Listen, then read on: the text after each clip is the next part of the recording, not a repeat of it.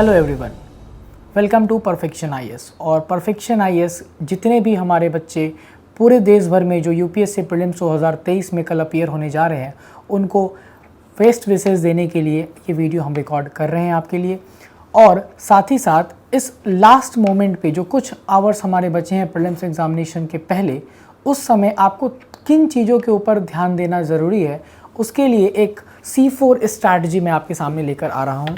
C4 strategy में अभी सबसे पहला और सबसे इम्पॉर्टेंट रिक्वायरमेंट है जो हर एस्पिरेंट्स को ज़रूरी है फॉलो करना, एंड दैट इज़ कंपोजर।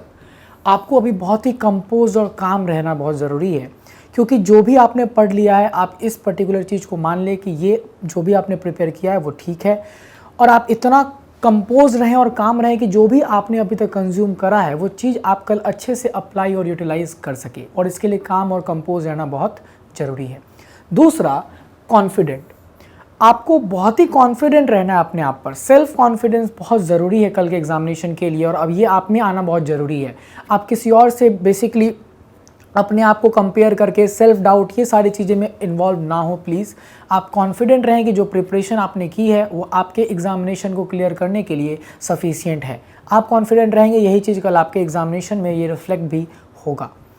तीसरा, अगर हम बात करें तो केयरफुल यहाँ पर 2-3 चीज़ों के बारे में समझना है अच्छे से।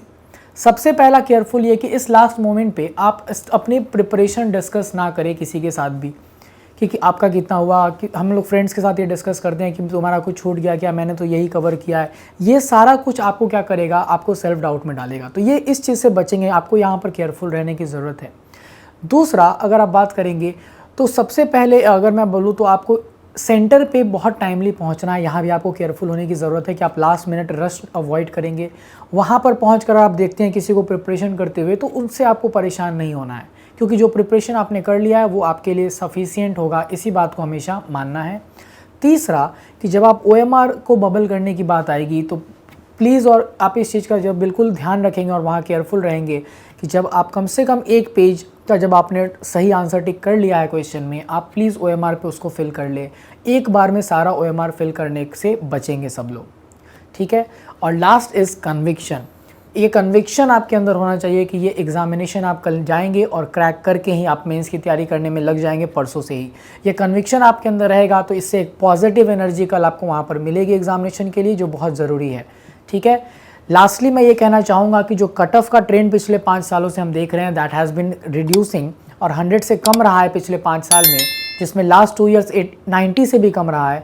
तो इस चीज़ को ध्यान में रखते हुए आप कोशिश करेंगे कि जो कंफर्म्ड क्वेश्चंस हैं उनके अटेम्प्ट्स के बेसिस पर ही आप क्या करें, गेस और एलिमिनेशन के लिए जाएं, ठीक है। आपका प्रिपरेशन जो आपने किया है दैट हैज़ बिन बेस्ट, इस बात को मानकर आप प्लीज़ कल एग्जामिनेशन में सब लोग जाएंगे।